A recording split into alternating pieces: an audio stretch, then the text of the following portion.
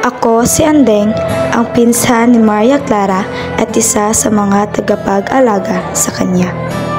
Nakita ko ang sarili ko bilang isa sa mga taong nabigo at nasaktan ng pag-ibig. Hindi ako pinili ni Crisostomo Ibarra at iyon ang nagdulot sa akin ng pagkalungkot at pagnanasa. Gayunpaman, hindi ito sapat na dahilan upang labis na maghikandi at makasakit ng iba. Nagpasya akong magpakalunod sa galit at pagkapuot. Ngunit sa huli ay napagtanto ko na ang daan ng paghihiganti ay hindi ang tamang landas. Bagkus ito ay nagdulot lamang ng pagkalugmok ng aking sariling kaluluwa. Nakita ko rin ang pagbabago at ang hamon ng pag-asa sa mga kaganapang ito. Hindi natin dapat hayaang mahulog tayo sa dilim ng pagkaapi at kalungkutan.